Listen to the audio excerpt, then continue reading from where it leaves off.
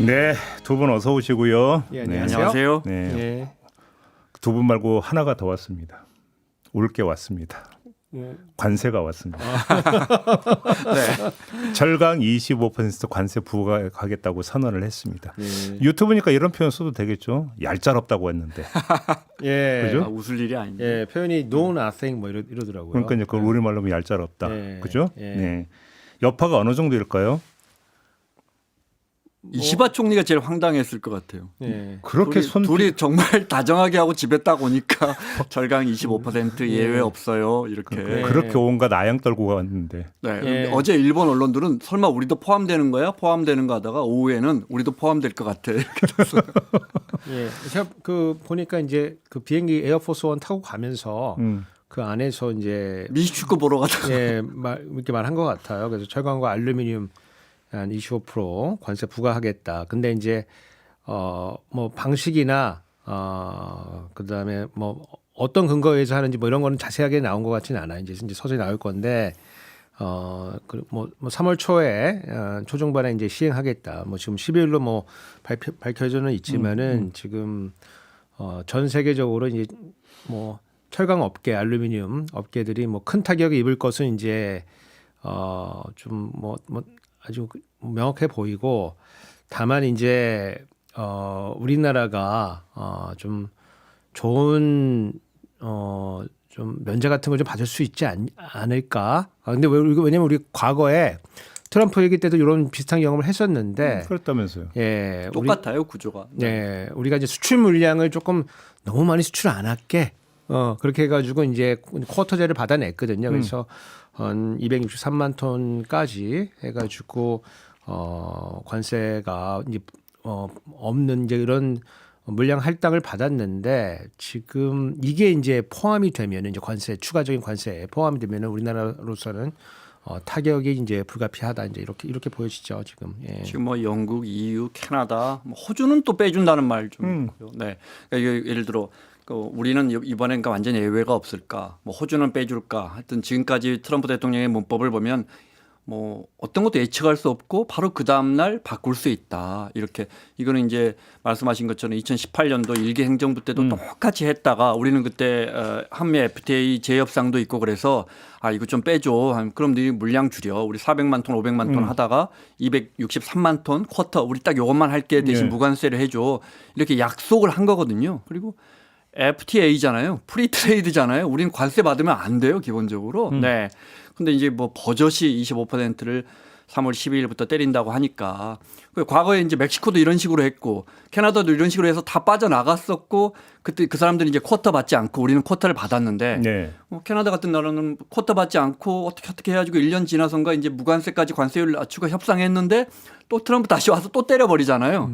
그러니까 이건 뭐 앞서 이제 일본 이야기도 했지만 뭐 문법이란 거 없다. 그냥 아무 때나 때리고 우리도 이번 기회를 어떻게 잘 넘길 수도 있고, 잘 넘긴 다음에 또 때리면 또 맞아야 되고 뭐 이런 걸 예상할 수 있는데, 일단 첫 번째 철강은 미국한테 매우 중요하죠. 미국은 자동차 산업이 중요하니까. 네, 미국이 뭐 지금 뭐 다른 거 할 수 있는 게 별로 없잖아요. 그러면 철강은 자동차 산업과, 그리고 철강 산업이 아직 살아 있고 US 스틸 뭐 일본 제철이 인수하려고 하는 거죠. US 아직 살아 있어서 철강을 살려야 되니까 강한 강한 관세를 들고 나왔고, 그럼 미국의 수출을 제일 많이 철강 수출 제일 많이 하는 나라가 어디냐? 찾아보니까 캐나다 뭐 이런 수준, 우리 네 번째인데 액수로 따지면 우리가 1위더군요. 아, 그래요? 그러니까 네 번째 수출국인데 액수로 따지면 1위라는 건 우리가 자동차 강선이나, 그러니까 좋은 철강 제품을, 비싼 철강 제품을 주로 수출한다. 그렇죠. 그러니까 우리가 역시 25% 3월 12일부터 만약에 맞는다면 피해는 또 우리가 제일 크다. 네, 또, 제가 그림 하나 갖고 왔는데 네. 혹시 그림 보여주시면은, 아직 뭐 그림이 안 나오네요. 네. 하여간 뭐 저 그림 보시면은 뭐 캐나다나 멕시코, 왼쪽 건 철강이고 오른쪽 건 알루미늄인데, 그 대미 철강 알루미늄 수출 상위국들이에요. 그래서 보면은 우리나라가 철강은 4위 정도 되죠. 네. 작년 기준으로 이제 4위 정도 되고 알루미늄도 우리가 상당히 많고 우리 위로는 이제 캐나다, 멕시코 뭐 그 정도 있는 건데 뭐 미국 입장에서 봤을 때는 캐나다, 멕시코 물량도 사실은 중국에서 오는 거 아니냐 사실은 뭐 그런 의심들을 하고 있는 거죠 사실. 그래서 뭐 결국에는 요게 이제 중국을 견제하는 또 하나의 수단으로서 또 되는 거고 이게 지금 그 법적 근거가 지난 트럼프 1기 때 보면은 이제 무역 확장법이라는 게 있고 거기 232조에 이제 그 국가 안보에 문제가 생기면은 이제 요거를 뭐 관세를 부과할 수 있는 근거 조항이 되는데 이게 나중에 또 입증을 또 해야 되기 때문에 또 뭐 상당히 좀 어려운 측면도 미국이 있습니다. 그래서 우리 앞에 캐나다와 멕시코에 대한 관세 부과할 때는 요 조항이 아니고 IEEPA라고 그거는 이제 긴급 대건과 관련된 이제 그런 조항이었는데 요거는 이제 232조 쓸 것 같은 느낌이 좀 있어요. 발표는 되지 않았지만. 그래서 미국 측에서도 사실은 지속하기가 뭐 상당히 좀 난이도가 좀 있는 결정이다. 이제 명분이 좀 궁색하죠. 네. 왜냐면 이제 우리나라하고 이제 사실은 우리가 무슨 안보에 우리 철강이 안보 가는데 미국 동맹인데, 안보에 무슨 해를 예, 끼쳐요. 예. 네. 그리고 아까 뭐 기자님 말씀해 주셨지만은 그 우리나라가 그 철강 수출이 미국으로 많은 이유는 우리나라 완성 이제 조립차들이 미국에 많이 나가 있잖아요. 그렇죠. 근데 중국에 나가 있는 공장들은 현재에서 60에서 70%를 조달을 해요. 협력업체도 많이 나가 있기 때문에 이제 그렇게 돼 있고, 근데 미국은 협력업체가 따라서 나가지 않고 현재 조달하는 걸 한 30% 정도밖에 안 하고 있거든요. 그 네. 얘기는 대규모의 이제 중간 이제 뭐 투입물들이 한국에서 가고 있다. 근데 그 중에 대표적인 게 이제 자동차 만들 때 필요한 이제 철강과 알루미늄이 이제 한국에서 만들어서 가고 있기 때문에 그게 마치 우리나라가 이제 수출을 많이 하고 한국에서 수입을 많이 하는 것처럼 보이고 있어가지고 그러면은 이제 트럼프 이제 정부 입장에서 지금 바로 나온 게 뭐냐면은 현대제철이 미국에 우리가 관세 발표하니까 바로 10조 정도 투자한다고 그러고 있다 지금. 그래서 우리에 있던 협력업체들이 미국으로 나가는 이제 이런 결과를 이제 가져올 수가 있다. 그렇게 보고 있죠. 그래서 예. 근데 지금 철강만이 문제가 아니라 반도체, 자동차, 의약품도 검토한다고 했거든요. 네. 그럼 반도체, 자동차는 우리의 양대축 아닌가요? 그러니까요. 지금 반도체 양대축이 아니고 거의 40%예요. 우리 수출의 40%. 그러니까 네. 이것도 그럼 25%입니까?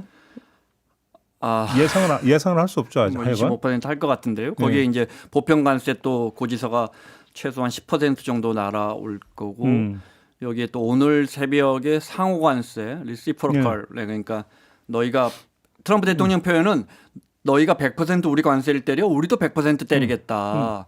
이렇게 미국한테 100% 때리는 나라는 제가 알기로는 없어요. 미국이 중국산 자동차에 100% 때리죠. 배터리에 50%. 미국산 그 100% 때리는 데가 어디 있어요?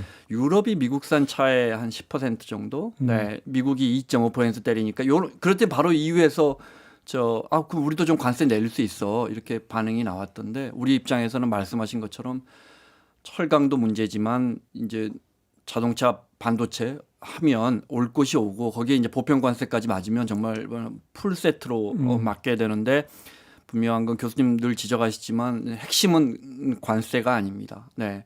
관세로 뭐 거기서 관세 벌어서 1년에 한 150조 되는데 그걸 재정 보충하겠다 트럼프 대통령이 이렇게 이야기하지만 말씀드린 것처럼 그 유지될 수가 없고요. 생각해 보세요. 뭐 이렇게 우리가 철강 수출을 했는데 미국 소비자들이 철강을 사는 건 아니지만 그걸로 자동차 사고 뭐 쇠가 들어가는 게 뭐 있어요? 뭐 세탁기 사고 냉장고 사고 그 다 우리 회사들이나 뭐 다 가게 소비자 가격이 그만큼 올라갈 거 아니에요. 25%만큼은 올라갈 수 있는 거 아니에요. 예를 들어 멕시코에 관세 때리면 멕시코에서 올라오는 자동차, 뭐 전자제품 전부 다 25% 가격이 올라가면 미국 소비자가 부담해야 한단 말이죠. 이게 지속할 수는 없고 트럼프 대통령이 원하는 거 일자리란 말이에요. 네, 근데 지금 현대제철 못 버티겠다, 미국 가야겠다, 10조 뭐 이렇게 이야기 나오고 그날 백악관의 보도자료 보면은 자랑하듯이 정말 성과죠. 트럼프 대통령의 그 한국의 현대차가 와서 우리한테 한 150억 달러 정도, 우리로 또 한 20조 정도 투자하고 있다 이렇게 해놨단 말이에요. 근데 트럼프 대통령이 좋은 일자리를 흡수할수록 우리는 일자리를 뺏길 수밖에 없고 전 세계에서 가장 많이 뺏기고 있는 나라다. 이 부분이 핵심이고 20점은 공교롭게 우리 지금 추경 20조 이야기하잖아요. 그러니까 얼마나 큰 돈이에요. 만약에 그 투자가 우리 뭐 창원이나 전주나 원주나 이런데 그 도시 하나가 살아버릴 거예요, 진짜 지금 같은 때. 그 얘기 나왔으니까 추경 네. 얘기 나왔으니까 일단 이거부터 지금 경제 성장률 같은 KDI가 지금 하향 조정을 했던데 네. 지금 이렇게 계속 관세 때리고 수출이 해서 그러니까 제동이 걸리고 이러면 더 낮아질 가능성도 있습니까? 어떻게 전망하십니까, 두 분은? 지금 이제 그 KDI가 지금 2% 올해 성장률 2% 했다가 지금 0.4% 내려서 1.6으로 내리면서도 혹시 이제 트럼프의 이제 관세 관련된 이 통상 문제가 혹시 더 빠르게 혹은 더 광범위하게 진행이 되면은 더 내려갈 수도 있다는 가능성은 이제 열어놨습니다. 근데 그게 이제 뭐 얼마큼이 될지는 뭐 누구도 예측하기 좀 어렵기 때문에 네. 그 가능성은 내려놨고 뭐 그래서 이제 제조업 관련해 가지고 우리 성장이 좀 굉장히 뭐 둔화될 수가 있다. 예. 그래서 그렇게 해놓은 거고 저는 좀 약간 좀 재밌게 보고 있는 게 이 전에 이제 한국은행도 내렸어요. 그 성장률을 뭐 1.9에서 한 0.2%포인트 내려갈 수 있다. 그래서 1.7에서 더 내려가면 1.6까지 내려간다. 그렇게 내렸는데 이 전망치를 보는 이제 그러니까 이 업계에서 제일 이제 권위 있게 보는 건 사실 기재부 발표를 제일 권위 있게 봤죠. 왜냐하면 모든 정부가 기재부로 모이기 때문에 나머지는 다 이제 다 무슨 뭐 모형을 이용하거나 뭐 그냥 전망하거나 해서 추정치 쓰는 건데 이제 기재부로 모든 정보 모이기 때문에 기재부가 일단 발표를 하게 되면 이제 그게 가장 권위가 있는 거고, 예. 그 다음에 이제 추정치 중에서 뭐가 제일 권위냐 그러면 KDI거든요. KDI가 이제 거시경제 전망 팀들이 있어가지고 거기서 나오는 숫자를 뭐 시장에서 굉장히 뭐 자세히 보고 그 거시경제 팀장 하시는 분이 지금 원장이에요. 그 조동철 박사라고 하니까 그분이 이제 원장이신데, 근데 요즘에는 KDI 걸 많이 안 봐요 사람들이. 그래요. 예, 거시경제 관련해서 원탑은 한국은행입니다. 예, 이창훈 총재가 와 있는 한국은행이고, 왜 제가 이 말씀 드리냐면은 이 KDI에서 지금 거시경제 전망을 이제 수정으로 내놓으면서 추경할 때가 아니다. 아직 요건이 완비가 안 됐다. 굉장히 이상한 얘기잖아요. 보통 이 전망 내리면서 그리고 우리 잠재 성장률이 한 2% 초반대이기 때문에 1.6까지 내렸으면은 그러면 당연히 이제 이 뭔가 좀 재정 역할을 해야 된다는 게 일반적인 이제 문법인데 한국은행은 그래서 내리면서 추경 필요하다 이렇게 얘기를 했었거든요. 근데 KDI는 내리면서 아직 추경 요건은 안 됐는데 금리를 내려라. 예. 양쪽에서 서로 중앙은행은 우린 금리를 못 내리겠으니까 재정을 좀 풀어라. 정부는 또 KDI는 재정 풀긴 좀 시기상조고 금리를 내려라. 그러니까 바로 추경 얘기 나와서 여쭤본 건데 어떻게 가야 된다고 생각하세요, 두 분은? 기본적으로 지금 이제 국민의힘도 뭐 반대하지는 않는 원론적인 입장으로 돌아섰기 때문에 네. 저는 뭐 여야가 합의하면 이번에 교섭단체 대표연설에 이재명 대표가 30조 이야기했는데 20조에서 30조 선은 뭐 이루어질 것 같고 그것을 어디에 투입할지 논의할 시점이 다가오고 있다고 생각해요. 결국은 편성으로 갈 수밖에 없을 거예요. 네, 그런데 참 국민들 보기에는 참 무책임합니다, 그죠? 많이 양쪽 다 중앙은행하고 정부하고 다 어렵다는 걸 인정을 하고 돈을 풀어야 한다는 걸 인정하면서 서로 너가 풀어라 이러고 있으니 국민들 입장에서는 특히나 지금 어려운 내수 자영업자나 지금 뭐 당장 하루가 급한 사람들 입장에서는 이렇게 아침에 일어나서 뉴스를 보면 참 당황스러울 것 같아요. 우 교수님 네. 어떻게 보세요? 뭐 약간 뭐 일반적인 말씀들을 많이 들었을 테니까 뭐 최근에 이제 재밌는 건 이제 윤희숙 전 의원 여의도 연구원장 이 이제 KDI 출신이에요. 네, 네. KDI 출신인데 KDI 편을 들고 나섰어요. 아직 추경의 법적 요건이 안 됐다. 법적 요건. 왜냐하면 이제 국가재정법 보면은 이제 추경이 뭐 여러 가지 요건들이 있어요. 근데 법적 요건이 안 됐다. 대량 실업하고 뭐 경기 그러니까 침체 뭐 그런 건데 예. 법적 요건을 들어가지고 추경하는 뭐 그런 거는 사실은 그거는 왜냐면 이제 대형 당국이 이제 판단하기 나름이기 네. 때문에 경기 침체 아닌가요? 경기 침체는 통계적으로는 3분기 연속 마이너스가 나야 되는데 성장률이 근데 우리가 경기 침체 판단을 예. 뭐 약간 좀 죄송한 얘기지만은 2, 3년 지나서 합니다. 예. 그럼 법적 요건이라는 게 아무 의미가 없는 그리고 거죠. 우리나라 같은 경우는 이제 그동안 쭉 성장해왔던 나라이기 때문에 예. 이제 미국식의 예컨대 뭐 두 분기 이상 마이너스 성장하게 되면은 이제 경기 침체로 들어간 걸로 본다. 이런 정의가 맞지를 않아요. 그래서 추세보다 위에 있냐 아래에 있냐 이런 거를 지금은 판단할 수가 없고 2, 3년 지난 다음에 통계청에서 그때가 경기 고점이고 이게 저점이다. 요거를 이제 판정해서 주는데 여하튼 뭐 여의도 연구원장인 이제 윤희숙 이제 전 의원이 지금 아직 추경할 때가 아니다라는 입장을 들고 나왔기 때문에 상당히 조금 묘하다. 제가 이제 그 기재부 취재해 보니까 기재부 실장들하고 국장들하고 다 추경할 때다 이제 이렇게 보고 있는데, 그래요? 예, 그렇게 실무진들은 그렇게 보고 있는데, 그리고 불가피하지 않냐 이렇게 보고 있는데 지금 뭐 권한 대행이 뭐 아직 결정 못 하고 있는 것 같다. 그리고 아까 이제 기자님 이제 뭐 20조 그리고 이재명 대표도 뭐 30조 이런 얘기를 했는데 좀 어려운 지점이 권한 대행이 그 정도의 큰 규모의 추경을 결정할 수 있는 권한이 있는 거냐. 예. 야, 또 그것도 또 이 대행의 어떤 권한 문제가 그렇죠. 걸립니까? 이제 현상 유지까지는 괜찮은데 네. 이 정도까지 이제 확장 재정을 할 수 있는. 근데 그거는 여야 합의를 하면 되는 거죠. 여야가 합의를 해야죠. 여야 근데 합의로. 어차피 편성은 기재부가 여야가 해줘야 되는 근데- 거기 때문에 네. 이건 더 명확하고 이거 무슨 그 헌법재판관이 뭐 임명한 거는 다른 게 권한쟁의가 아니라 권한은 기재부 장관한테 있기 때문에 이거는 알겠습니다. 합의를 한다 그래도 버티면은 이제 안 되는 건데 그래서 저는 이제 어떻게 주장하냐면은 작은 규모로라도 빠르게 하는 속도가 관건이다.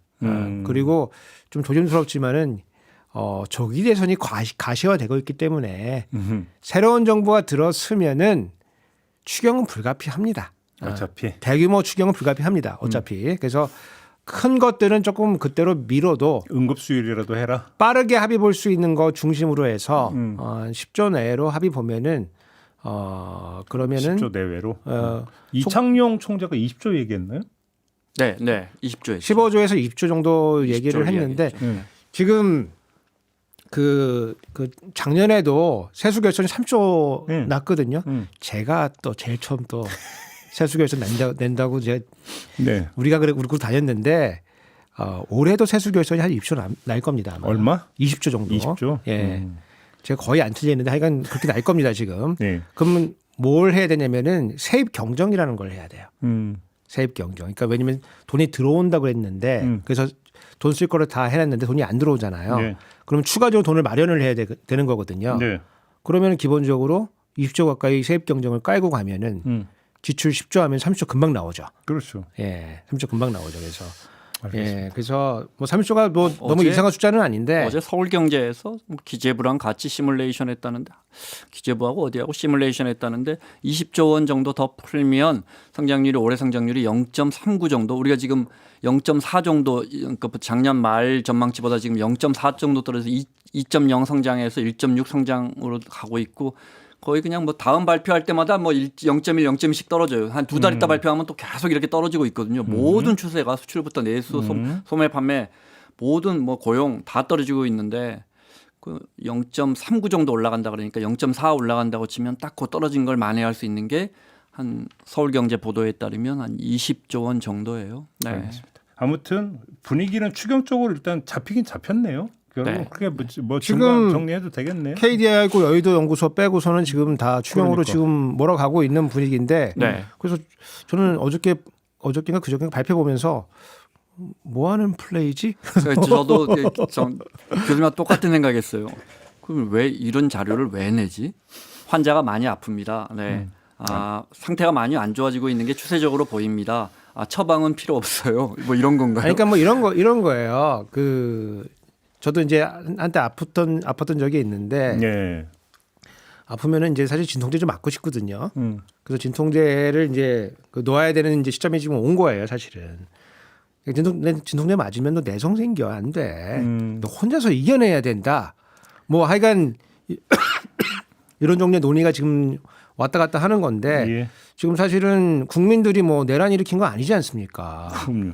예, 그것 때문에 생긴 지금 침체 정도는 이걸 해결을 해줘야 되거든요. 근데 알겠습니다. 여기서 앉아가지고 너 혼자 이겨내야 돼. 그게 너 건강에 좋은 거야. 이렇게 하고 있으면 너무 무책임하고 아니하다. 그 알겠습니다. 집권 여당이 이래도 되는 거냐는 저는 그런 생각을 좀 갖고 있습니다. 예. 그 정도로 마무리하고요. 시간이 얼마 안 남으니 짧게 요거 하나 좀 짚었으면 좋겠습니다. 저희가 좀 전에 정성호 의원하고 인터뷰했는데 이제 그 세간에 이재명 대표가 정책이 좀 우클릭하는 거 아니냐 네. 지적했어서 이제 어떻게 생각하냐고 질문했더니 그건 아니다 이렇게 이제 답변을 했어요. 두 분 어떻게 생각하십니까? 우클릭이죠. 근데 저는 저도 기자지만 그 우클릭 좌클릭 계속 하는 거 정치가 보면 뭐부터 설명을 드려야 되죠. 그러니까 예를 들어 오세훈 시장이 뭐 디딤돌 소득이다 해서 늘 매년 하는 거 있어요. 그냥 소득 안 좋으면 돈 현금 줘요. 서울시 예를 들어 서울시에 무주택자 있잖아요. 아이 나면 매월 30만 원 줍니다. 2년 동안 720만 원 줍니다. 조건 없습니다. 7억 미만의 전세만 살면 다 줍니다. 아이라면 그럼 오세훈 좌클릭 그렇게 뭐 보기는 힘들죠. 이런 그렇게 따지면은 정말 그런 기사를 쓰는 기자는 나는 정책을 모르고 네이버만 보는 사람입니다라고 고백하는 겁니다. 정치라는 게 왔다 갔다 하는 것이고 그렇게 따지면 뭐 노무현 대통령, 김대중 대통령, 박근혜 대통령 정책이 뭐 다 왼쪽 정책, 오른쪽 정책이 있죠. 우리나라 재정에서 가장 큰 덩어리로 나가는 돈이 기초연금입니다. 그 아시잖아요. 노인분들에게 그냥 어르신들 하위 70% 해가지고 뚝 떼어주는데 시작할 때 8조인가 12조였는데 올해 재정에서 24조 씁니다. 기초. 그 누가 박근혜 대통령 박근혜 정부에서 했던 거죠. 완전 좌클릭? 지금 같았으면 뭐 박근혜 대통령 화교다 뭐 이런 이야기 나왔겠네요.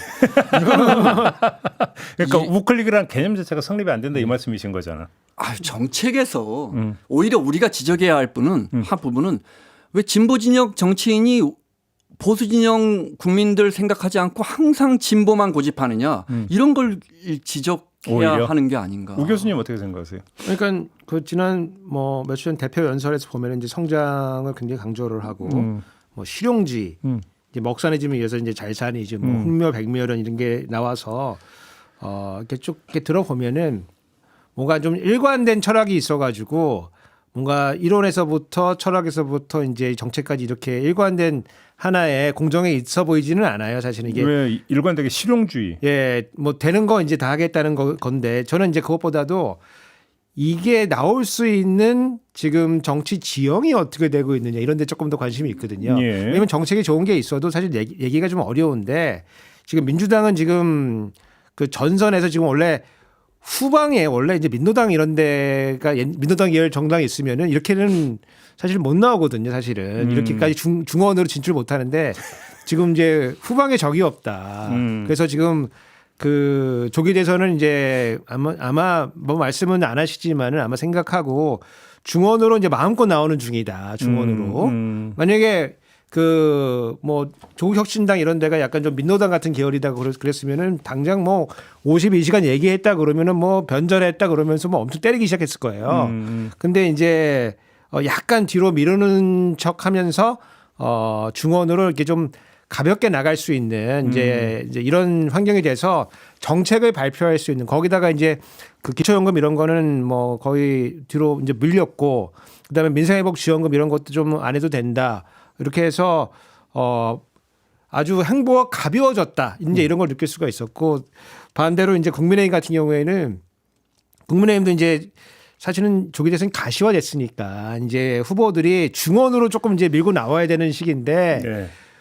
가운데로 못 나오고 계속 오른쪽으로 끌려간다. 오른쪽으로 맨 오른쪽으로 끌려가고 있어가지고 지금 이 정책을 내놓는 입장에서도 뭐 아까 그 박근혜 그 대통령 얘기도 해주셨지만은 그때 뭐 그 가운데로만 무지하게 밀고 들어온 거거든요. 뭐 들고 들어와가지고 경제 민주화 얘기하고 예, 국민이 뭐 잘 사는 나라 뭐 이런 거 행복한 나라 이런 거 하면서 김종인 대표 하시는 일이 그거잖아요. 이쪽 진영에 가서는 오른쪽으로, 이쪽 진영에 가서는 왼쪽으로. 그거 해서 9번이나 성공하신 분이잖아요. 그래서 이제 가운데로 이제 밀고 들어와야 되는 이제 그런 기조가 만들어져야 되는데 지금 한껏 지금 오른쪽으로 했기 때문에 가운데 공간이 지금 엄청 넓어져 있다. 그런 의미에서 민주당의 이 가벼운 행보는 네. 뭐 조금 좀 행보가 생각보다 되게 가볍다.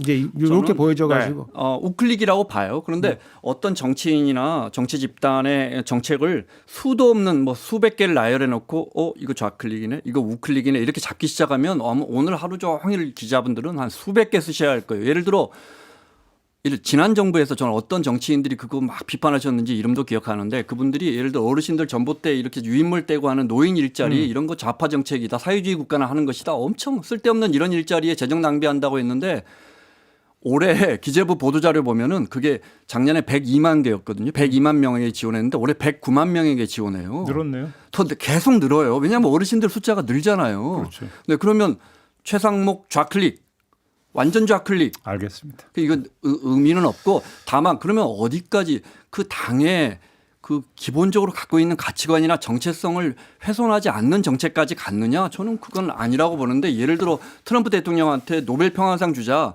이런 게 진짜 오버죠. 이런 게 진짜 죽은 김근태가 일어나서 벌떡 이게 말이 되느냐 할 일이지.